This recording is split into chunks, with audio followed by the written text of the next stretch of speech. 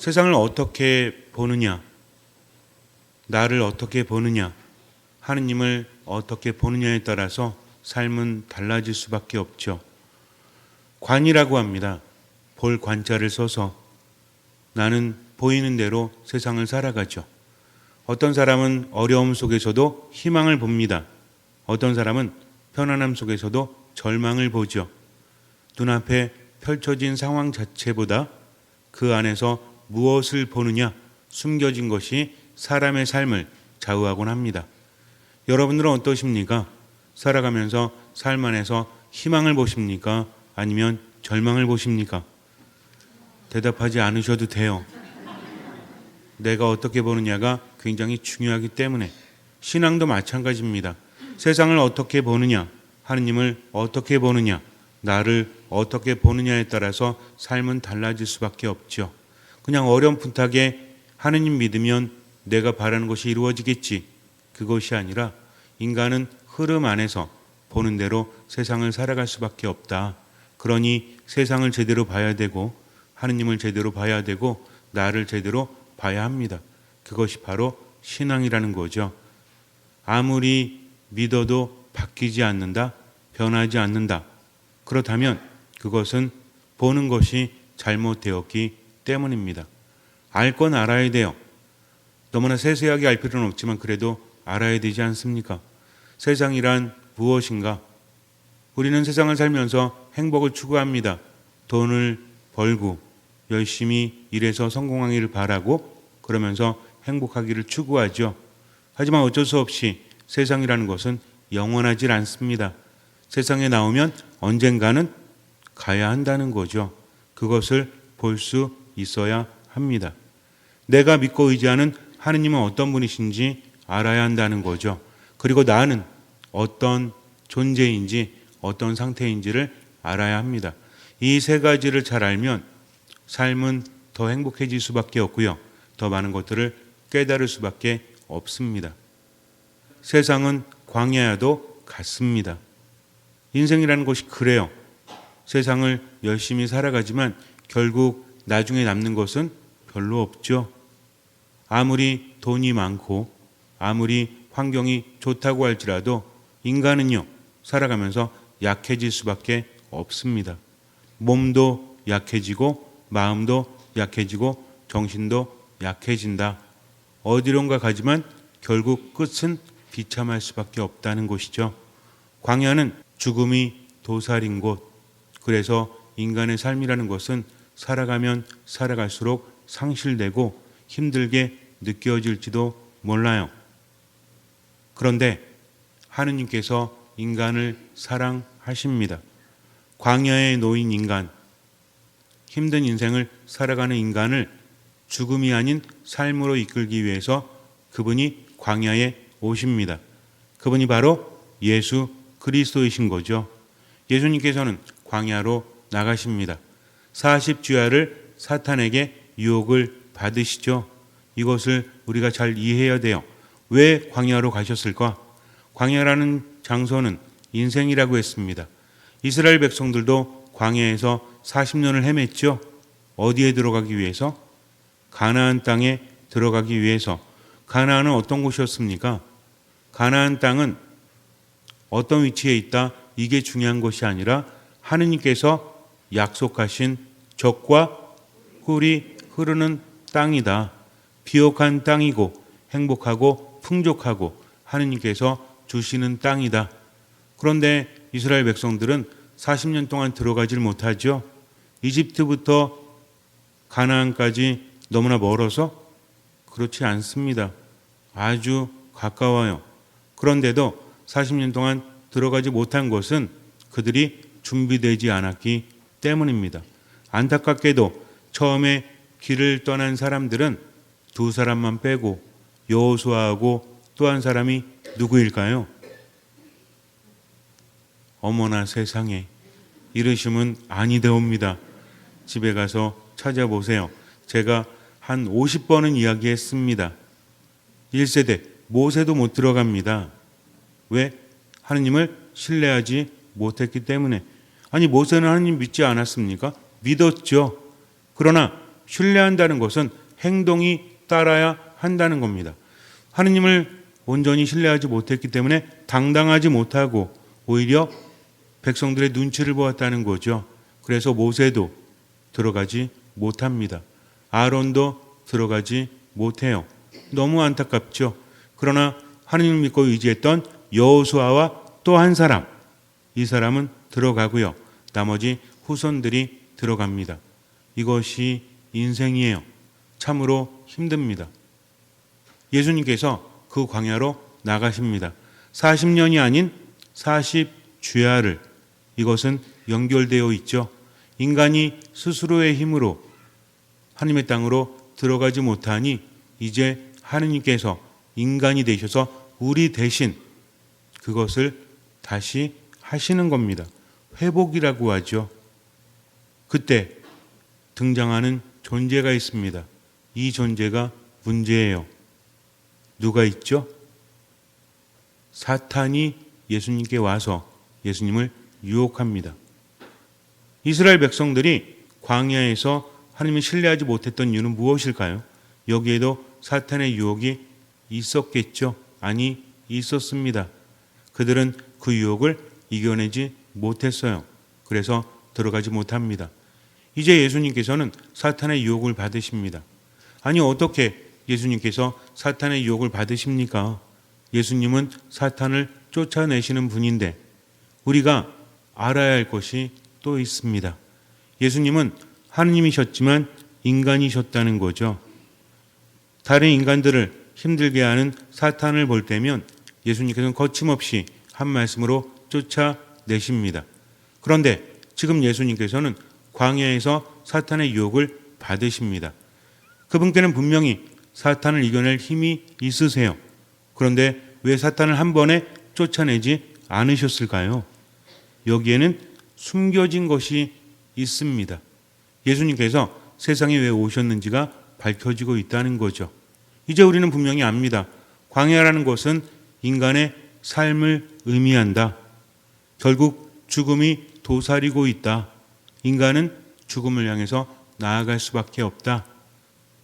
그러나 여기 사탄이 등장한다. 광야를 살면서 그냥 인간이 죽는 것은 자연스러운 죽음이죠. 육체의 죽음입니다. 그러나 사탄은 영원한 죽음으로 인간을 이끈다는 거죠. 사탄의 존재에 대해서 많은 설들이 있죠. 요즘에 사람들은 사탄에 대해서 교회가 아닌 무엇을 통해? 애니메이션을 통해서, 영화를 통해서, 소설을 통해서 사탄을 배우니 참으로 통탄할 일입니다. 왜냐하면 사탄을 미화하고 있다는 거죠. 심지어는 사타니즘, 사탄주의도 있습니다. 음악, 미술, 그리고 몸에 타투를 하고 사탄의 정신을 따른다 하면서 사탄에게 미사를 봉헌하는 사람들도 있어요. 이거는 제정신이 아니고 정말 미친 짓입니다. 사탄이 어떤 존재인지 알면 절대로 그럴 수 없다라는 거죠. 사탄은 목적이 하나입니다. 같이 죽자예요. 사탄은 구원될 수 없는 존재입니다. 그래서 혼자 죽기 싫어서 누구와 함께? 인간과 함께 죽는 거죠. 인간을 죽음으로 이끄는데 사탄은 하느님 앞에서 아무것도 할 수 없어요. 보통 하느님과 사탄의 전쟁이다, 싸움이다라고 말하는데 이건 말이 안 됩니다. 사탄은 하느님 앞에 설 수 없어요. 사탄은 그 뜻이 방해하는 자, 그리고 유혹하는 자, 즉 하느님과 맞서는 것이 아니라 하느님을 방해하는 거죠. 모하지 못하도록, 인간을 구원하지 못하도록 인간을 방해합니다. 모하지 못하도록, 하느님 안에 머물지 못하도록. 그렇게 하면 어떻게 됩니까? 알아서 죽기 때문이죠. 물고기가 물에 있을 때 힘을 쓰지만 물 밖에 나오면 힘을 하나도 쓰지 못하죠. 상어도 그래요. 고래도 그래요. 물 안에 있을 때나 무서운 거지 물 밖에 나오면 하나도 무섭지 않습니다. 마찬가지로 사탄은 하느님 안에서 생명력 넘치게 살아가는 인간을 물 밖으로, 즉 하느님 밖으로 꺼집어 내는 겁니다. 스스로 알아서 나오게끔. 억지로 그렇게 할 수 없어요. 하느님이 그렇게 내버려 두지 않으시니까. 하지만 옆에서 유혹할 수 있죠. 이게 사탄의 무기입니다. 즉 하느님 앞에서도 유혹하는 것은 허락되어졌다는 거죠. 아니 왜 그것이 허락됩니까? 라는 의문이 생길 수도 있죠. 인간에겐 자유의지가 있습니다. 아담과 하와가 에덴 동산에서 쫓겨난 것을 우리는 기억해야 합니다. 아담과 하와가 죄진 게 우리하고 무슨 상관이 있냐고요? 그들이 지은 죄가 뭐죠? 선악과를 따먹은 거죠. 우리가 안 따먹었잖아요. 혹시 같이 따먹으신 분 손 들어보세요. 없잖아요. 근데 왜 우리가 그 죄에 대한 책임을 함께 져야 됩니까? 라고 말할 수 있다는 거죠. 창조서라는 그 의미를 알아들어야 돼요. 선악과의 종류가 사과였느냐, 귤이었느냐, 바나나였느냐, 이게 중요한 게 아닙니다. 선악과가 어떤 맛인가, 이게 중요한 게 아니에요. 선악과를 따먹는 행위가 무엇을 의미하는지를 알아야 한다는 거죠. 하느님은 말씀하셨습니다. 모든 건 다 먹어도 된다. 생명나무 먹어도 돼. 그러나 한 가지만큼은 먹지 마라. 그것이 무엇입니까? 이것이 선악과라는 거죠. 이것을 따먹으면 죽으리라. 반드시 죽으리라. 라고 말씀하셨다는 겁니다. 즉 따먹는 행위 자체가 누구를 거스르는 거죠? 하느님을 거스르는 것입니다. 에덴 동산은 하느님과 함께 살면서 은총을 받는 거예요. 그런데 하느님께서 하지 말라는 것을 한다는 것은 그분 안에 머물지 못하는 겁니다. 그 행위 자체로 선악과가 입에 들어갔느냐 뱃속까지 갔느냐 이게 중요한 것이 아니라 선악과를 따먹는 행위를 한 자체가 하느님 안에 머물지 못하는 결과로 이어진다는 거죠. 여기 누가 나옵니까? 사탄이 등장합니다. 뱀의 모습으로 나오죠. 하느님께서 창조하신 존재 중에서 가장 간악했다. 그 사탄이 유혹을 합니다. 거짓말했나요? 거짓말하지 않습니다.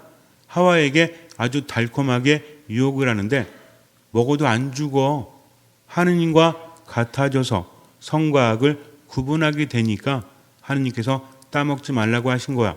여기도 중요한 게 있습니다. 즉 그것을 따먹으면 하느님과 같아지리라. 그것이 사탄의 유혹이었다는 거죠. 정보를 알려준 겁니다. 하와는 그것을 따먹죠. 사탄이 유혹했기 때문에 넘어갔기 때문에 그러나 그 안에 하느님과 같아지려는 마음이 있었기 때문에 그리고 자기만 죄 짓는 것이 아니라 누구까지도 남편까지도 죄 짓게 합니다. 그렇게 죄를 지음으로 인해서 더 이상 하느님 안에 머물지 못했죠. 하느님께서 그러셨잖아요. 이것 따먹으면 반드시 죽으리라. 근데 죽었어요? 안 죽었어요. 왜 안 죽었을까요? 그 죽음의 의미는 다른 것이기 때문에 그래요. 더 이상 에덴 동산에 살지 못합니다. 에덴 동산이 어디 있는지 찾아보는 게 의미가 있는 게 아니에요. 요즘에도 찾아보시는 분들이 있죠? 진짜 있대요. 우리나라에도 있나요? 어디쯤일 거다, 아프리카 어디쯤일 거다 이러면서 찾아보는 분들이 있다고 합니다. 찾지 마십시오. 그게 중요한 게 아니니까. 더 이상 하느님과 함께 살아가지 못하고 어떤 존재가 되었다? 죽어야만 되는 존재가 되었다는 거죠. 우리도 마찬가지입니다. 인간의 육신은요, 언젠가 죽게 되어 있어요. 슬퍼한다고 해도 죽고, 무심해도 죽고, 기뻐해도 죽어요. 그러니 너무 슬퍼하지 마십시오. 눈 깜빡였다가 뜨면 언젠가는 그럴 때가 올 거니까. 가끔 그럴 때가 있죠. 나는 가까운데, 나이가 들어서 가까운데 젊은 사람들 보면서 파릇파릇하니까 부럽죠. 하지만 내 인생은 내가 사는 거고 그 인생은 그가 사는 겁니다. 언젠가 그도 그렇게 될 거예요. 바뀌지 않습니다. 중요한 건 내 인생을 어떻게 사느냐. 그냥 이렇게 살다가 가는 것 누구나 그렇지만 영혼만큼은 하느님 안에 머물러야 되겠다. 그리고 이것은 단순히 영원한 생명만을 의미하는 것이 아니라 지금 살아가면서도 생기가 넘치는 삶. 어떤 삶이에요? 기쁘고 행복하고 평화로운 삶. 그것이 유지되는 것이 무엇이다? 이것이 진짜 생명이요? 즉 육신은 살아있어도 기쁘지도 않고 행복하지도 않고 절망만 있다면 이게 뭐다? 이게 죽음이라는 겁니다. 사탄은 바로 그리로 이끄는 거죠. 그러면서 어떻게 한다? 인간을 유혹합니다. 하나님을 방해하고 인간을 방해하는데 구원하지 못하게 하고 그리고 하느님 안에 머물지 못하게 하는 그런 존재가 누구다? 이게 사탄이라는 거죠. 그렇다면 사탄은 어떤 방식으로 활동을 할까? 세 가지에 대해서 여러분에게 누차 말씀을 드렸어요. 사탄은 첫 번째로 마귀 들림을 통해서 인간을 괴롭힙니다. 마귀 들린 사람들이 있죠? 있습니다. 부마자라고 하죠. 지금도 있을까요? 없을까요? 있습니다. 이들을 부마자라고 그래요. 그리고 마귀를 쫓아내는 사람들을 뭐라고 하죠? 구마자라고 합니다. 구마자들은 무엇으로 마귀를 쫓아내죠? 예수 그리스도의 이름으로 마귀를 쫓아냅니다. 그렇게 마귀가 들리면 이성을 상실하죠. 더 이상 인간답게 살아가지 못합니다. 너무 힘들어요. 이것이 사탄의 계략입니다. 인간을 망쳐놓는 거죠. 결국 사탄에 들리면 어떻게 된다? 이렇게 된다는 겁니다. 그것을 세상에 과시하는 거죠. 두 번째는 무엇입니까? 인간 안에 들어가서 마음에 영향을 미칩니다. 성경에 보면 그런 경우가 있죠. 밤이 되었을 때 사탄이 예수님의 제자였던 누구의 마음속에 들어가죠? 유다의 마음속에 들어갑니다. 유다를 유혹하죠. 어떻게 하도록? 예수님을 팔아 넘기도록. 즉 마음을 움직이기도 한다는 거죠. 세 번째가 가장 흔하다고 했습니다. 그냥 유혹하는 거예요. 마음을 움직이진 않아도 건드리는 겁니다. 이것은 모든 사람에게 열려 있다는 거죠. 사탄의 유혹은 달콤합니다. 그리고 그럴듯하죠. 거짓말장이라고 하지만 사탄은 눈에 보이는 걸 속이지 않습니다. 이면의 의도를 숨기는 거죠. 야, 그럴 수 있잖아. 괜찮아.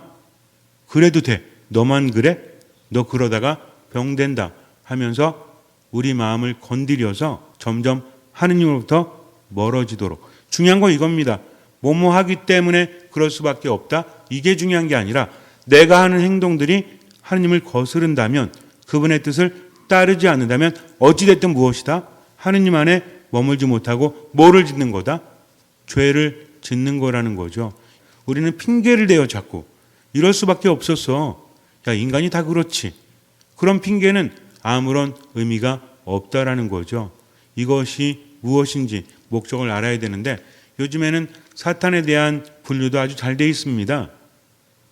소설이라든지 영화라든지 이걸 보니까 굉장히 잘 되어 있어요. 우리는 이것을 어떻게 받아들여야 될까? 보통 뭐 7대 천사가 있고 7대 사탄이 있고 막 이런 얘기 들어보셨는지 모르겠지만 이런 것들은 그냥 재미삼아 하는 겁니다. 그게 아주 맞는 건 아니에요. 우리 가톨릭 교회에서 사탄에 대해서 어떻게 정의하고 있는지, 기본적으로 사탄은 뭐라고 했죠? 유혹하는 자다, 방해하는 자다. 그리고 이 사탄이 나중에 정리가 되는데 칠죄종과 관련이 있습니다. 이건 좀 알아둘 필요가 있어요. 사탄은 어떤 종류가 있다고 해요? 여러분들 알고 있는 사탄의 이름? 천사는 우리가 세 분만 언급할 수 있다고 했죠? 대천사. 누구? 미카엘, 가브리엘, 라파엘. 그러면 사탄은요? 악마는요? 여러분들이 알고 있는 루시펠, 루시퍼. 그리고 또 누구 있어요? 베엘제불. 그리고 또 누구 있죠? 다 알고 계시다니까. 누구? 사로 시작하는. 알고 계시다니까. 사탄. 여러분들 사탄을 우리가 그냥 통틀어 사탄이라고 하지만 사탄이란 존재가 있습니다. 루시퍼하고 베엘제불하고 달라요. 그리고 레비아단이라는 존재도 있습니다. 그리고 마몬, 아스모데우스, 벨페고르 이런 존재들이 있는데 이 이름이 중요한 게 아니에요. 칠죄종이라고 하죠. 교만, 시기, 질투, 식탐 또는 탐욕, 인색, 나태, 정욕, 그리고 또 한 가지는 분노, 이런 것들이 있죠. 이게 중요한 겁니다. 그것을 사탄이 건드린다. 그래서 가장 센 7 악마가 이것을 관장하고 있다는 거죠.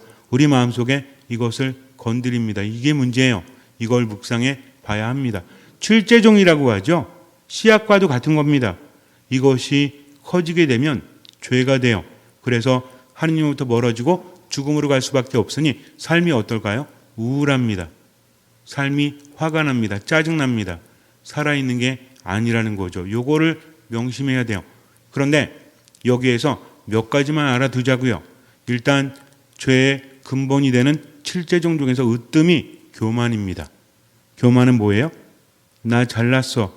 이게 아니라 하느님과 같아지려고 하는 거다. 그래서 루시펠이 그것을 담당한다라고 하는데, 루시펠은 빛의 천사였다라고 하죠. 그런데 하느님께 순명하지 못하고 타락 천사가 되어버립니다. 그리고 우리가 알고 있는 베엘제불, 사실 베엘제불에 대해서 성경에서 말하고 있지만 명확하게 드러나진 않아요. 나중에 그레고리오 또는 프란치스코 성인 이런 분들이 붙여놓은 겁니다. 베엘제불이라고 하는 존재는 식탐, 탐욕을 의미해요. 이것이 인간을 망친다는 거죠. 그리고 마몬은 인색을 의미합니다. 인색도 사실은 탐욕과 연관이 있죠. 그리고 아스모데우스, 어디 나오죠? 성경에 토비스에 나오잖아요. 여기서 라파엘이 쫓아가는 귀신이 있죠. 악마. 얘가 아스모데우스입니다. 이 아스모데우스는 정욕을 관장한다고 하죠. 이렇게 생각해 보니까 우리가 묵상하면 묵상할수록 뭐만 늘어요? 죄책감만 늘지. 그렇지 않습니까? 여러분들 욕심 있어요, 없어요? 또 레비아단은 바닷속에 사는 용과 같은 괴물이다. 얘가 담당하는 건 시기와 질투입니다. 시기 질투 안 하는 분 계십니까? 있잖아요. 그리고 욕구가 없는 분 있어요? 그럼 이게 죄냐 이거죠. 이게 죄라면 사는 게 정말 다 죄인데 어떻게 살아? 라고 말합니다. 어떻게 생각하세요? 분노가 7제종이라면 우리 화 냅니까 안 냅니까? 시도 때도 없이 내잖아. 그러면 이것도 문제죠. 사탄의 유혹에 맨날 넘어가가지고 힘들게 산다? 그겁니까? 이걸 분간할 수 있어야 된다는 거죠. 그렇다면 이 자체가 나쁜가? 그렇지 않습니다. 제가 여러분에게 한 가지 읽어드릴게요. 가톨릭 교회 입장입니다. 분노가 반드시 불의이고 악이며 죄를 형성하는 것은 아니다.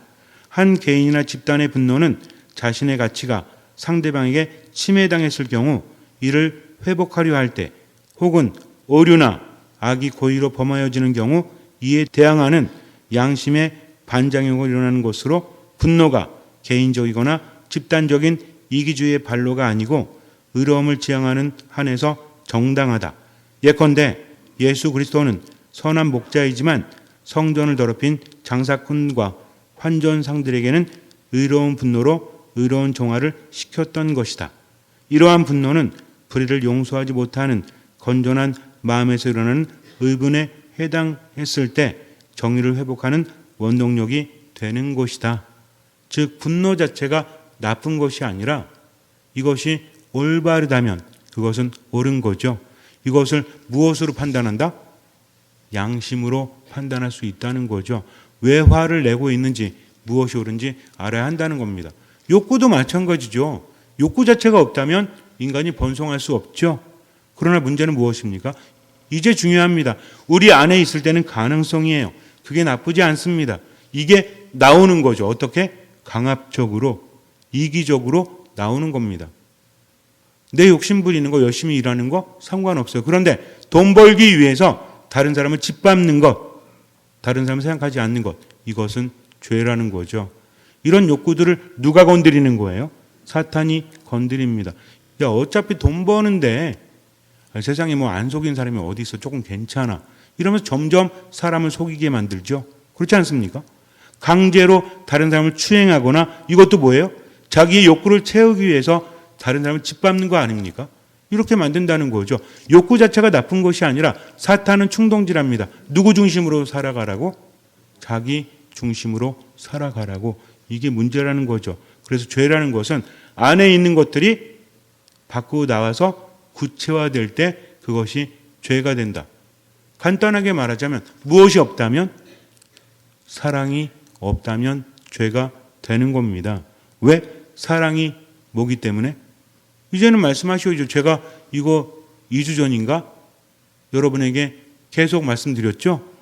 사랑이 없다면 왜 죄죠? 내 안에 있는 생각들이, 내 안에 있는 감정들이 사랑이 없이 나온다면 죄가 된다. 사랑이 뭐니까? 사랑의 황금률. 뭐죠? 다른 사람이 내게 해주기를 바라는 그대로 그에게 해주는 것. 다른 사람이 내게 하지 말았으면 하는 것을 하지 않는 것. 내 안에 욕구가 밖으로 나올 때 다른 사람의 입장이 어떤가 생각해 본다면 죄가 되지 않겠죠. 그러나 그것을 무시한 채 나만을 위해서 한다면 그것이 죄가 되는 겁니다. 무엇에 따라서 판단해라? 양심에 따라서 판단해라. 그리고 하느님 안에 머물 때는 평화가 있지만 하느님 안에 머물지 못할 때는 안에 뭐가 있다? 안에 분노가 있다. 우울이 있다. 이것을 우리가 자각증세로 한번 생각해 볼 수 있다는 거죠. 요즘에 어떠십니까? 마음이 즐겁고 행복하십니까? 우울하고 자꾸 화가 나십니까? 대답하지 않으셔도 돼요. 그러면 다시 한번 생각해 보세요. 내 마음대로 살고 있는 것은 아닌가? 가만히 있으니까 하느님 안에 머물지 못하니까 사탄이 와서 건드리고 있다는 거죠. 그러니까 우리는 어떻게 해야 돼? 하느님 안에 머물러야 합니다. 누구처럼? 예수님처럼. 예수님이 광야에 나가신 것은 인간으로 가신 거죠. 사탄의 유혹을 받습니다. 여기 중요한 게 있어요. 다시 처음으로 돌아갑니다. 사탄은 하느님마저 유혹하죠. 그러나 하느님을 유혹하는 게 아니라 인간을 유혹하는 겁니다. 사탄이 이기려고 예수님 유혹했겠어요? 사탄이 하는 말을 들어보면 알죠? 예수님 유혹할 때마다 뭐라고 부르죠? 당신이 하느님의 아들이라면 이 돌들을 빵으로 만들어 보시오. 당신이 하느님의 아들이라면 이 성전에서 뛰어내려 보시오 하면서 예수님이 인간으로 머물지 못하도록 그분이 하느님이심을 드러내도록 자꾸 뭐 하는 거죠? 유혹하는 겁니다. 예수님 앞에서 자꾸 깐족거리니까 예수님께서 사탄아 물러가라 하시면 물러갈 수밖에 없겠죠. 근데 그렇게 하지 않으시는 이유는 뭡니까? 하느님이심을 함부로 드러내면 그분은 인간으로서 하느님 아버지께 순종하지 못하는 것이 되기 때문입니다. 즉 예수님의 사명은 무엇이다? 인간이 되셔서 하느님께 순명하는 거다. 그러므로 인간을 구원하시는데 사탄은 뭘 방해하는 거다? 예수님이 뭐하지 못하도록? 순명하지 못하도록. 그런데 예수님께서는 무엇으로 이겨내십니까? 하느님의 말씀으로. 사람이 빵만으로 살아가는 것이 아니라 하느님 입에서 나오는 말씀으로 산다 하면서 말씀으로 이겨내셨죠? 이걸 주목하셔야 됩니다. 즉 예수님 우리에게 알려주신 거예요. 우리 힘으로는 사탄을 대항할 수 없으니 무엇으로? 말씀으로. 하느님 안에 머물면서 그분께 의지하라는 거죠. 너희는 나 없이는 아무것도 할 수 없다라고 말씀하셨기 때문입니다. 또 한 가지 생각해 볼 것은 사탄이 쓰는 세 가지 전술 중에서 두 번째인데요. 이게 뭐냐면 사탄이 인간의 마음에 들어가서 영향을 미치는 겁니다. 심지어는 예수님의 제자들마저 사탄 소리를 들었죠. 유다 말고 또 한 사람이 있습니다. 누군지 아세요? 베드로죠. 왜 그랬죠? 이건 좀 이상합니다. 예수님께서 당신이 순환당하셨다가 죽임을 당하시고 사흘 만에 부활하실 것을 제자들에게 이야기하니까 베드로가 뭐라고 하죠? 안 됩니다. 그런 일이 있어서는 절대로 안 됩니다. 그랬더니 예수님이 뭐라고 하십니까? 사탄아 내게서 물러가라. 너는 나에게 장애물이다 라고 말씀하십니다. 인간적으로 볼 때 너무 당연한 거잖아요. 스승이 죽겠다고 하시는데 그런 일 있으면 안 된다고 말하는 제자가 잘못된 건가요?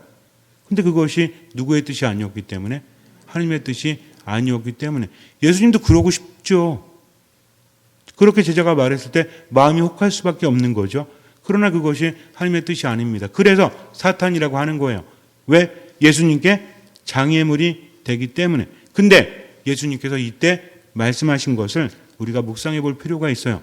예수님께서 사탄을 쫓아내실 때 휘파게 사탄아라고 말씀하십니다.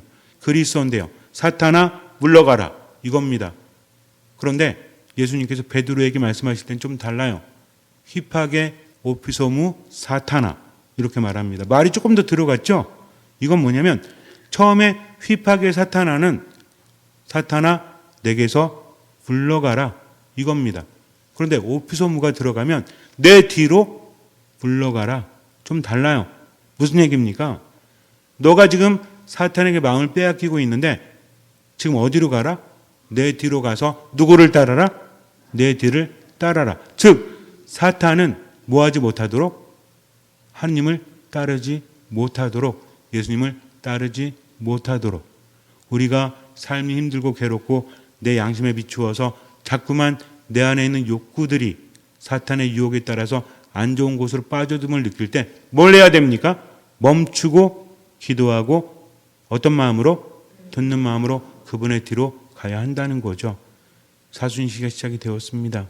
사순시기에 담배를 끊겠다, 술을 끊겠다, 텔레비전을 끊겠다. 그것도 좋아요.